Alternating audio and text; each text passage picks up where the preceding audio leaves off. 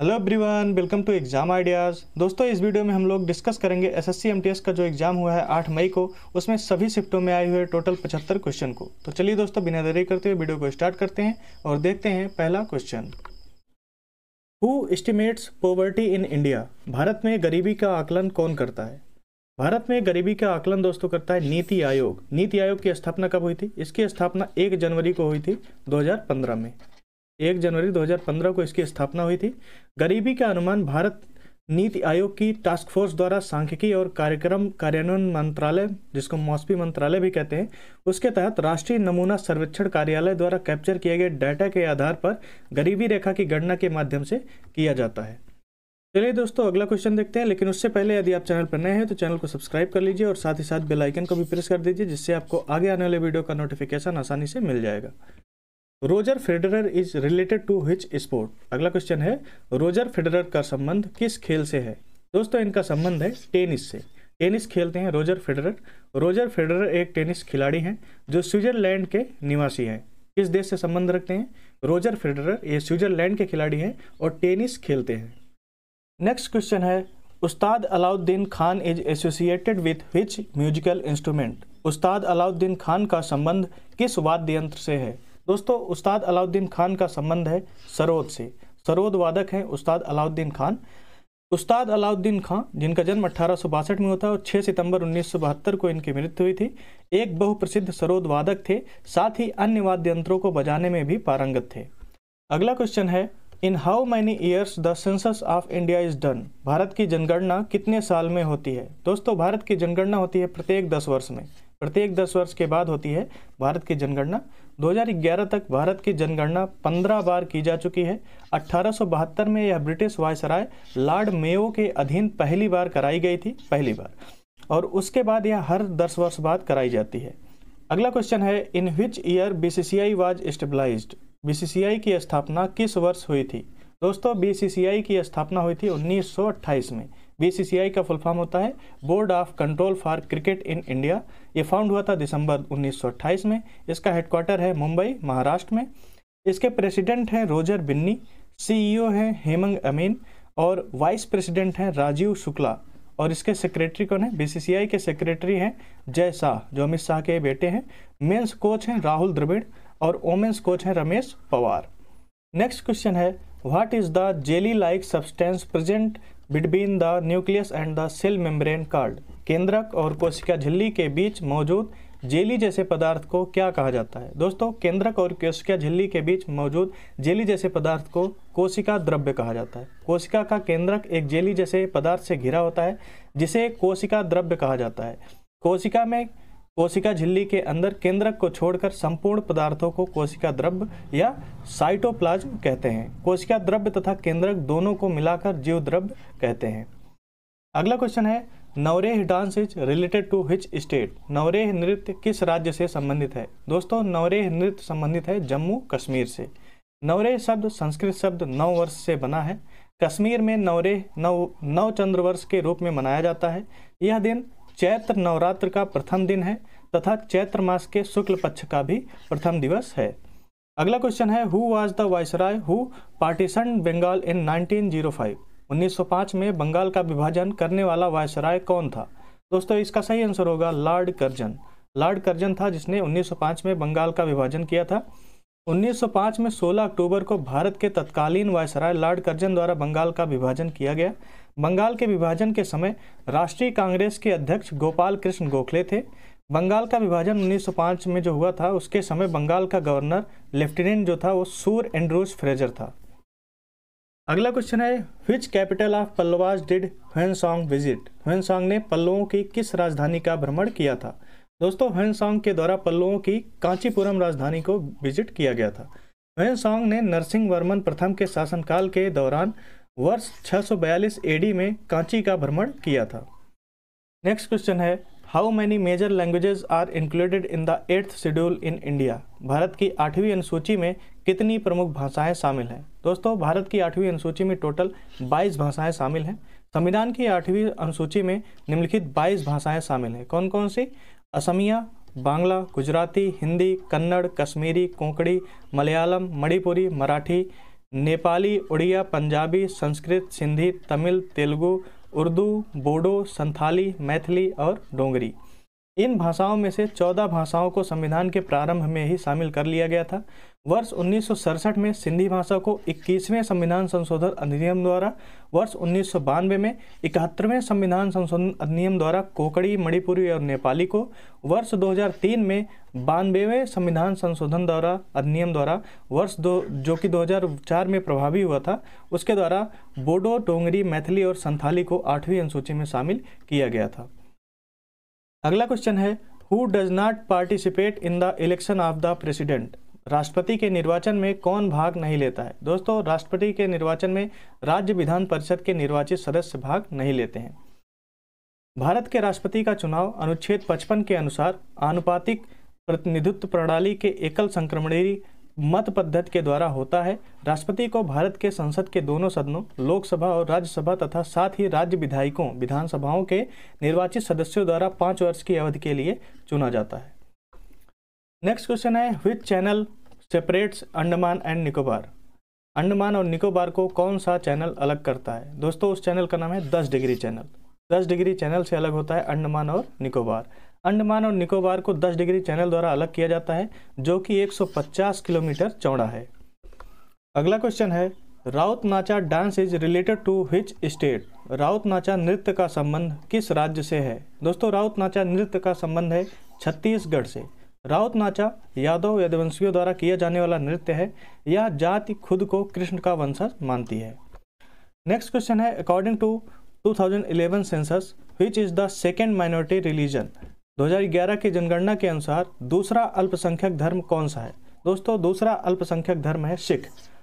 आप लोगों में से बहुत लोगों ने मुस्लिम लगा दिया होगा, लेकिन ये पहले नंबर पर अल्पसंख्यक हैं, दूसरे नंबर पर हैं सिख, तीसरे नंबर पर हैं बौद्ध और चौथे नंबर पर अल्पसंख्यक हैं जैन। ध्यान रखिएगा इसका, आगे आने वाले शिफ्टों में भी यहाँ से क्वेश्चन बन सकता है। चलिए देखते हैं अगला question. Which language was made the medium of instruction in 1835? 1835 में किस भाषा को शिक्षा का माध्यम बनाया गया था। दोस्तों, 1835 में अंग्रेजी भाषा को शिक्षा का माध्यम बनाया गया था। नेक्स्ट क्वेश्चन है, हु फाउंडेड द तत्वबोधिनी सभा। तत्वबोधिनी सभा की स्थापना किसने की थी। दोस्तों, इसका राइट आंसर बनेगा आपका देवेंद्र नाथ ठाकुर। देवेंद्र नाथ ठाकुर के द्वारा तत्वबोधिनी सभा की स्थापना की गई थी। तत्वबोधिनी सभा की स्थापना देवेंद्र नाथ ठाकुर ने कलकत्ता में 6 अक्टूबर 1839 को की थी।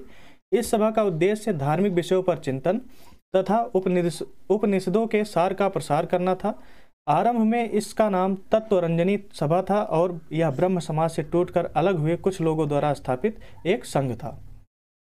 अगला क्वेश्चन है, on the banks of which river is Rani ki Vav situated. रानी की वाव किस नदी के किनारे स्थित है। दोस्तों, इस सरस्वती नदी के किनारे स्थित है रानी की वाव।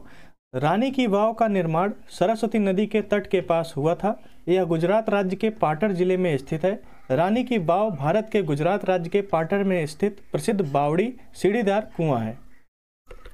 अगला क्वेश्चन है, what is the circuit to allow the stop the flow of electric current. विद्युत धारा को प्रवाहित होने और रोकने के लिए परिपथ कौन सा है। दोस्तों, ये परिपथ का नाम है स्विच। नेक्स्ट क्वेश्चन है, what was the new capital made by Sawai Mansingh. Sawai Mansingh ने नई राजधानी क्या बनाई थी। दोस्तों, सवाई मानसिंह के द्वारा जो नई राजधानी बनाई गई थी उसका नाम है जयपुर। जय सिंह द्वितीय, जिनका जन्म 3 नवंबर 1681 को और 21 सितंबर 1743 को इनकी मृत्यु हुई थी, सवाई राजा जय सिंह के नाम से लोकप्रिय आमेर साम्राज्य के 29वें कछवाहा राजपूत शासक थे, जिन्होंने बाद में जयपुर के किलेबंद शहर की स्थापना की और इसे अपनी राजधानी बनाया। अगला क्वेश्चन है, which countries belong to the I2U2 grouping.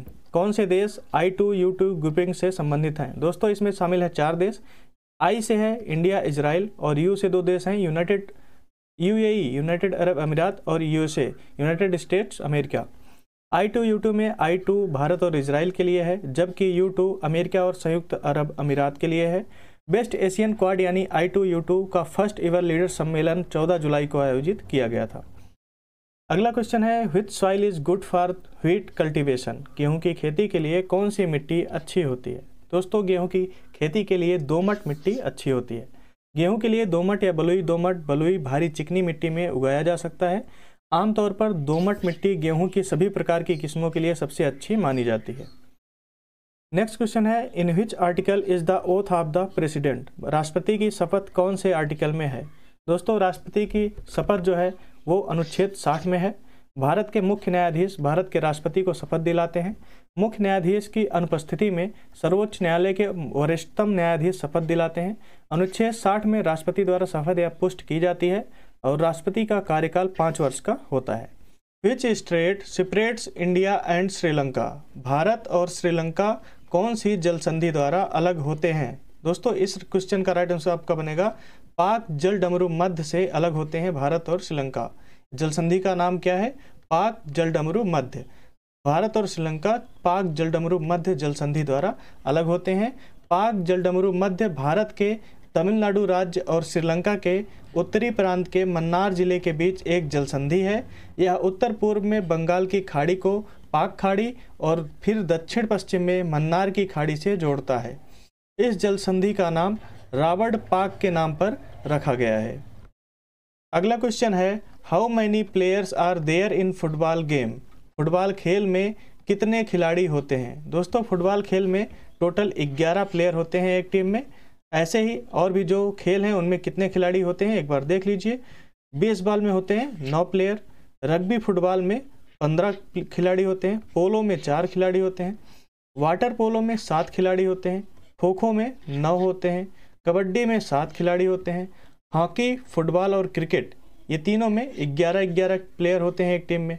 Netball में 7 प्लेयर होते हैं, वॉलीबॉल इसमें 6 खिलाड़ी होते हैं, टेनिस में 1 या 2 खिलाड़ी होते हैं, टेबल टेनिस में भी 1 या 2 खिलाड़ी होते हैं, बास्केटबॉल में 5 खिलाड़ी होते हैं और बॉक्सिंग में 1 खिलाड़ी होता है, ताश के खेल में 2 खिलाड़ी होते हैं और लॉन टेनिस में 1 या 2 प्लेयर होते हैं, चेस में 2 प्लेयर होते हैं, स्नूकर में 1 प्लेयर होता है। चलिए देखते हैं अब अगला question. According to the 2011 census which state has the highest sex ratio. 2011 की जनगणना के अनुसार सबसे अधिक लिंगानुपात किस राज्य का है। दोस्तों सबसे अधिक लिंगानुपात है केरल राज्य का। यहाँ पर 1000 पुरुषों पर 1084 महिलाएं हैं 2011 की जनगणना के अनुसार। 2011 की जनगणना के अनुसार केरल राज्य का लिंगानुपात भारत में सबसे अधिक है। केरल 1084 के साथ सबसे अधिक लिंगानुपात है, यानी कि 1000 पुरुषों पर 1084 महिलाएं हैं। और हरियाणा राज्य का लिंगानुपात सबसे कम है। हरियाणा राज्य का लिंगानुपात सबसे कम है। नेक्स्ट क्वेश्चन है, who has the powers of the constitution. संविधान की शक्तियाँ किसके पास हैं। दोस्तों संविधान की शक्तियाँ संसद के पास होती है। विधायी शक्ति संवैधानिक रूप से भारत की संसद के पास है। भारत की संसद में राष्ट्रपति, लोकसभा और राज्यसभा शामिल है। राष्ट्रपति के पास संसद के दोनों सदनों को बुलाने की शक्ति होती है। चलिए अगला क्वेश्चन देखते हैं। With which of the following is the term sericulture associated. Sericulture शब्द निम्नलिखित में से किससे संबंधित है। दोस्तों सेरीकल्चर शब्द संबंधित है रेशम कीट पालन से। सेरीकल्चर रेशम कीट पालन से संबंधित है। रेशम उत्पादन एक कृषि आधारित उद्योग है। इसमें कच्चे रेशम के उत्पादन के लिए रेशम के कीड़ों को पालना शामिल है। भारत विश्व में रेशम का दूसरा सबसे बड़ा उत्पादक है। रेशम का दूसरा सबसे बड़ा उत्पादक भारत है। दोस्तों अभी तक आपने हमारे YouTube चैनल को सब्सक्राइब नहीं किया तो सब्सक्राइब कर लीजिए और साथ ही बेल आइकन को भी प्रेस कर दीजिए, जिससे आपको आगे आने वाले वीडियो का नोटिफिकेशन आसानी से मिल जाएगा। और दोस्तों लिंक पड़ा हुआ है टेलीग्राम चैनल का डिस्क्रिप्शन बॉक्स में, वहाँ से आप टेलीग्राम चैनल को भी ज्वाइन कर सकते हैं और वहाँ से PDF डाउनलोड करके PDF से भी पढ़ सकते हैं। चलिए देखते हैं अब अगला question. Kelucharan Mohapatra is associated with which classical dance. Kelucharan Mahapatra का संबंध किस शास्त्रीय नृत्य से है। दोस्तों इनका संबंध ओडिसी शास्त्रीय नृत्य से है, जो उड़ीसा का शास्त्रीय नृत्य है। गुरु केलुचरण महापात्र, जिनका जन्म 1926 में हुआ था और मृत्यु 2004 में हुआ था, उन्होंने ओडिसी का पुनर्विस्तार किया। ओडिसी उड़ीसा प्रांत की एक शास्त्रीय नृत्य शैली है। केलुचरण मोहपात्रा को सन 1988 में भारत सरकार द्वारा कला के क्षेत्र में पद्म भूषण से सम्मानित किया गया था और ये उड़ीसा राज्य से हैं। किस राज्य से बिलोंग करते हैं। केलुचरण महापात्र उड़ीसा राज्य से बिलोंग करते हैं और ये ओडिसी शास्त्रीय नृत्य करते थे और 1988 में इनको पद्म भूषण से सम्मानित किया गया था। चलिए अगला क्वेश्चन देखते हैं। Who was the most important ruler of the Satavahana dynasty. Satavahana वंश का सबसे महत्वपूर्ण शासक कौन था। दोस्तों सातवाहन वंश का सबसे महत्वपूर्ण शासक था गौतमी पुत्र सतकर्णी। गौतमीपुत्र सतकर्णी। और सातवाहन वंश के संस्थापक था शिमु। कौन था? शिमु। गौतमीपुत्र सतकर्णी सातवाहन वंश का सबसे महान शासक था, जिसने लगभग 25 वर्षों तक शासन करते हुए न केवल अपने साम्राज्य की खोई प्रतिष्ठा को पुनर्स्थापित किया, अपितु एक विशाल साम्राज्य की भी स्थापना की थी। सातवाहन वंश की स्थापना 230 से 60 ईसा पूर्व के बीच राजा सिमुक ने की थी। सातवाहन राजवंश के सिमुक, सतकर्णी प्रथम, गौतमी पुत्र सतकर्णी, वासिष्ठी पुत्र पुलमावी, यज्ञश्री सतकर्णी प्रमुख राजा थे। प्रतिष्ठान सातवाहन वंश की राजधानी थी। प्रतिष्ठान ये सातवाहन वंश की राजधानी थी। यह महाराष्ट्र के औरंगाबाद जिले में स्थित है। नेक्स्ट क्वेश्चन है, which of the following dance is related to Rajasthan? निम्न में से कौन सा नृत्य राजस्थान से संबंधित है? दोस्तों, राजस्थान राज्य से संबंधित नृत्य है कालबेलिया। आपके क्वेश्चन में जो ऑप्शन था कालबेलिया था, यही आपको सही का टिक करना था। और भी राजस्थान के जो नृत्य हैं ये एक बार पढ़ लेते हैं। घूमर, ये बहुत ही फेमस डांस है, महिलाओं द्वारा किया जाता है राजस्थान में। कालबेलिया है, भवाई है, कच्ची घोड़ी है, गैर है, चारी है, कठपुतली है, चांग है, तेरह ताली है। कौन सा है? तेरह ताली। ये इत्यादि राजस्थान के प्रमुख लोक नृत्य हैं। चलिए अब देखते हैं अगला question. Which of the following river originates from the state of Maharashtra? निम्नलिखित में से किस नदी का उद्गम स्थल महाराष्ट्र राज्य है? कौन सी नदी का उद्गम स्थल महाराष्ट्र राज्य है? आपके क्वेश्चन में जो ऑप्शन था वो जहां तक है कृष्णा नदी था। कृष्णा नदी का उद्गम स्थल महाराष्ट्र राज्य है और गोदावरी नदी का भी उद्गम स्थल महाराष्ट्र राज्य है। इसलिए जो भी ऑप्शन में रहा होगा आपको सही टिक करना था। कृष्णा नदी का उद्गम केंद्र भारतीय राज्य महाराष्ट्र में लगभग 1300 फीट की ऊंचाई पर महाबलेश्वर के पास पश्चिमी घाट में होता है। और गोदावरी नदी महाराष्ट्र में नासिक के पास त्र्यंबकेश्वर से मिलती है और बंगाल की खाड़ी में गिरने से पहले लगभग 1465 किलोमीटर की दूरी तय करती है। नेक्स्ट क्वेश्चन है, when did Bhagat Singh and Batukeshwar Dutt attack the assembly? Bhagat Singh और बटुकेश्वर दत्त ने असेंबली पर हमला कब किया था? दोस्तों, इन दोनों लोग ने 8 अप्रैल 1929 को असेंबली पर हमला किया था। 8 अप्रैल 1929 को भगत सिंह और बटुकेश्वर दत्त ने दिल्ली स्थित केंद्रीय विधानसभा में बम फेंके। उन्होंने केंद्रीय विधानसभा हॉल में आगंतुक गैलरी से इंकलाब जिंदाबाद के नारे लगाने शुरू कर दिए। उनका मुख्य उद्देश्य लोगों को घायल करने के बजाय बधिर अंग्रेजों को सुनाना था। चलिए अगला क्वेश्चन देखते हैं। नेक्स्ट क्वेश्चन है, Ambubachi fair is celebrated in which state? Ambubachi Mela किस राज्य में मनाया जाता है? अंबुबाची मेला दोस्तों असम में मनाया जाता है। अंबुबाची मेला गुवाहाटी में स्थित प्रसिद्ध कामाख्या देवी मंदिर में सन्यासियों और भक्तों का एक बड़ा जमावड़ा है। धरती माता की उपजाऊ समृद्धि का सम्मान करने और देवी कामाख्या के मासिक धर्मचक्र का निरीक्षण करने के लिए यह भव्य त्यौहार असम में प्रमुख रूप से मनाया जाता है। अगला क्वेश्चन है, what should be the minimum age to become the vice president? उपराष्ट्रपति बनने के लिए न्यूनतम आयु कितनी होनी चाहिए? दोस्तों, उपराष्ट्रपति बनने के लिए न्यूनतम आयु होनी चाहिए 35 वर्ष। भारत का उपराष्ट्रपति बनने के लिए योग्यता जो होनी चाहिए पढ़ लेते हैं। पहली बात तो भारत का नागरिक होना चाहिए, वो 35 वर्ष की आयु पूरी कर चुका हो, राज्यसभा का सदस्य निर्वाचित होने के लिए अर्हता रखता हो, और चौथा है, यह जरूरी नहीं है कि जो व्यक्ति उपराष्ट्रपति पद के लिए उम्मीदवार है वह जन्म से भारतीय हो। भारत का कोई भी नागरिक उपराष्ट्रपति बन सकता है। नेक्स्ट क्वेश्चन है, which player is popularly known as captain cool? Captain cool नाम से कौन सा खिलाड़ी प्रचलित है?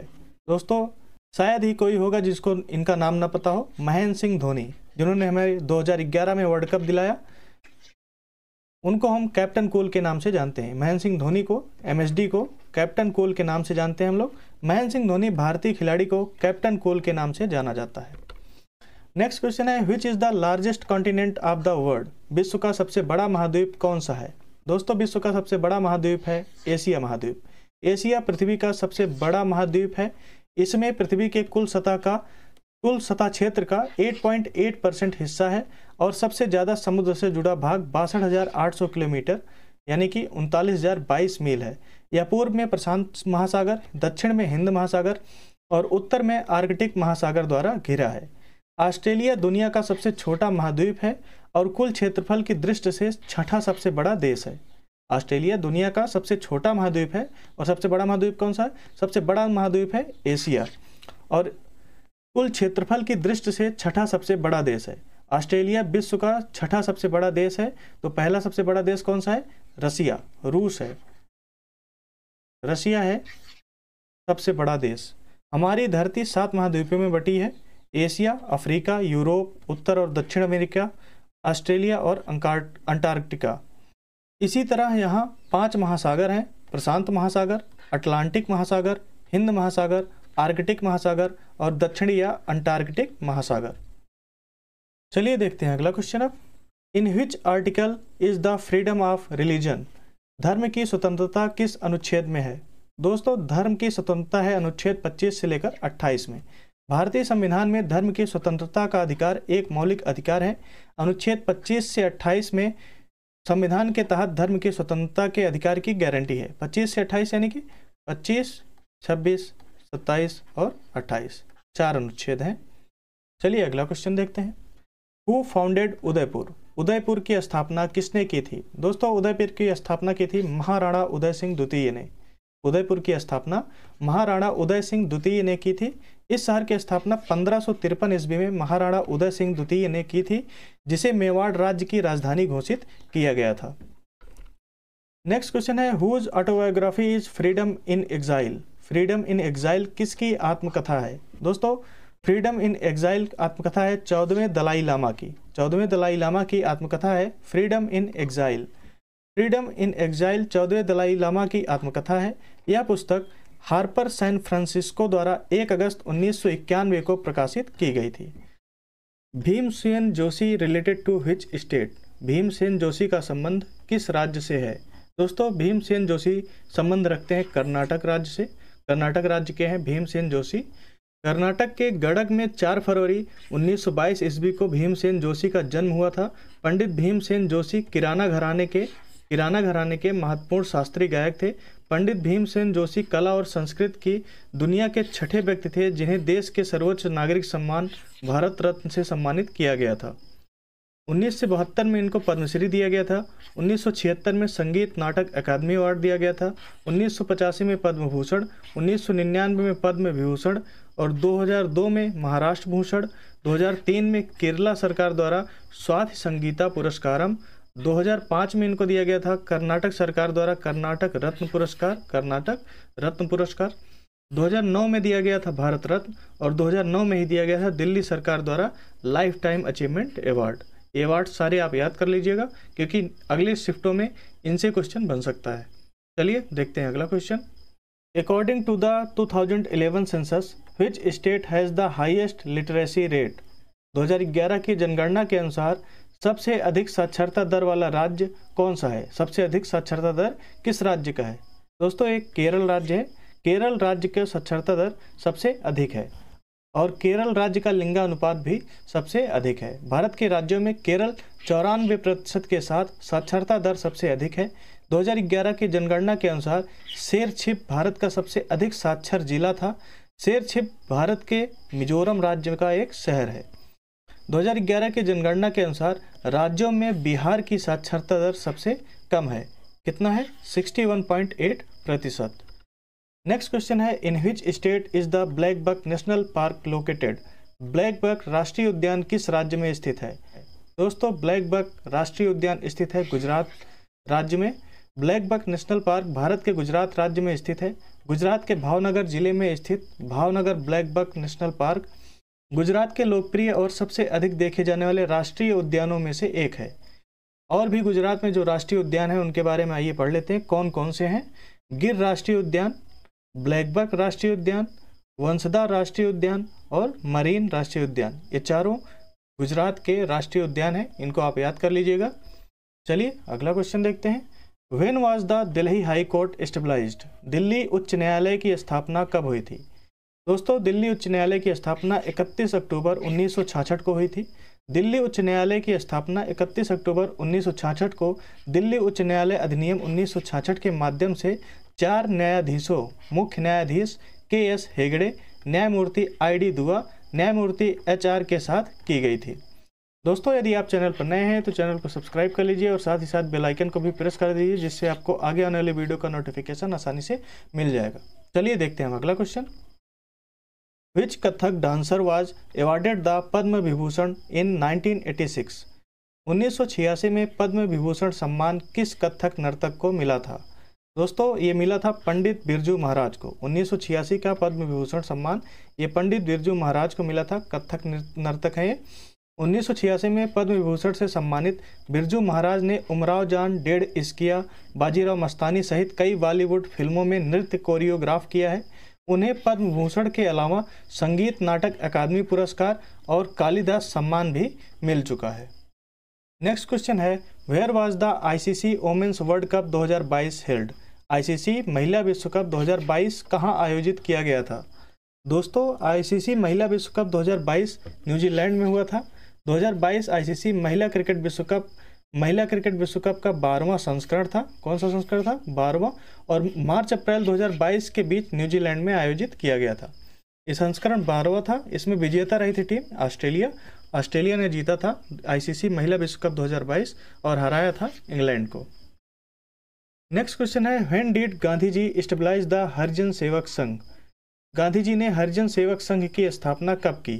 दोस्तों उन्होंने 1932 में दिल्ली में किया था हरिजन सेवक संघ की स्थापना।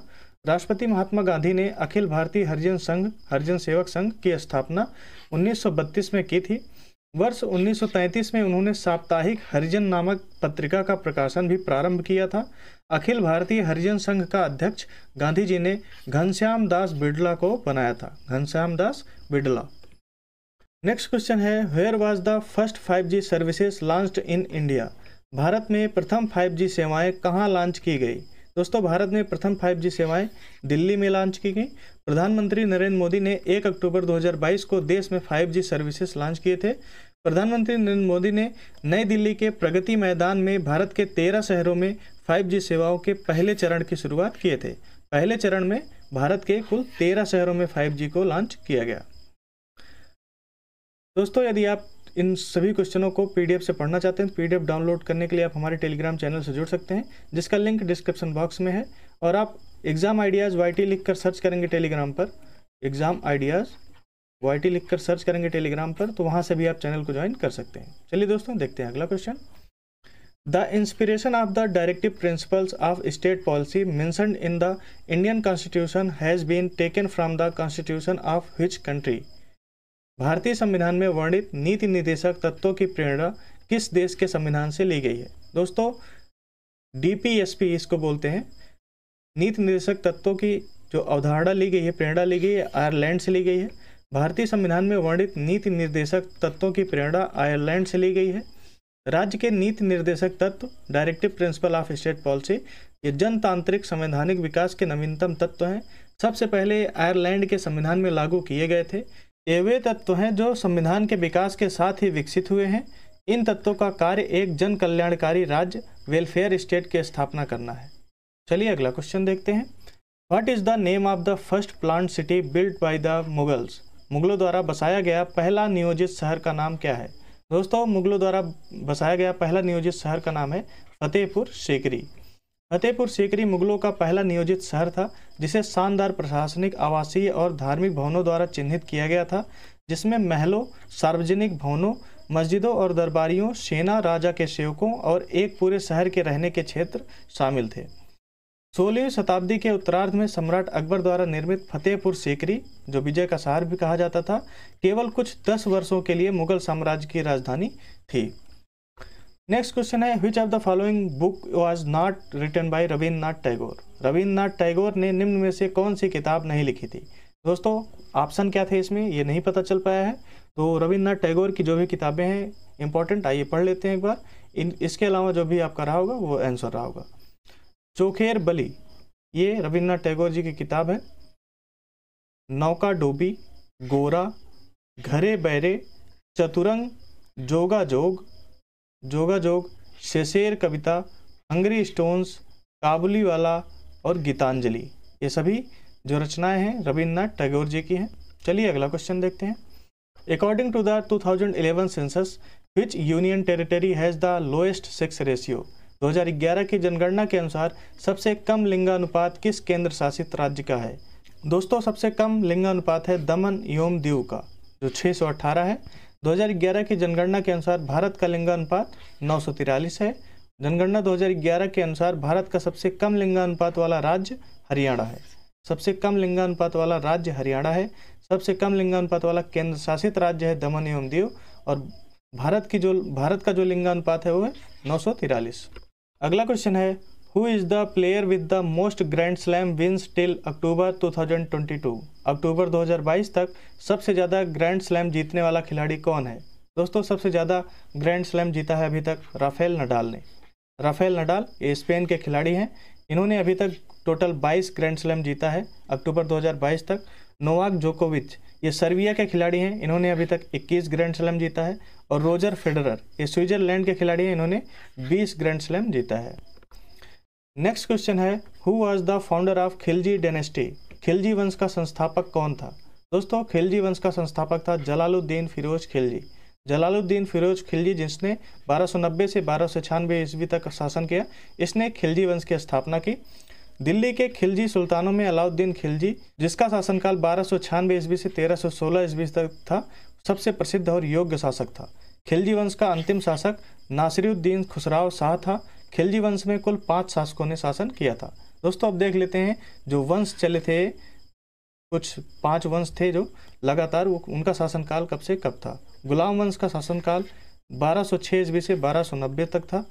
खिलजी वंश का शासनकाल 1290 ईस्वी से 1320 ईस्वी तक था। तुगलक वंश इसके बाद आया था, 1320 ईस्वी से 1414 ईस्वी तक इसका शासनकाल चला था। सैयद वंश का शासनकाल 1414 ईस्वी से 1451 ईस्वी तक चला था। और इसके बाद है लोधी वंश, इसका शासनकाल 1451 ईस्वी से लेकर 1526 ईस्वी तक चला था। चलिए अगला क्वेश्चन देखते हैं।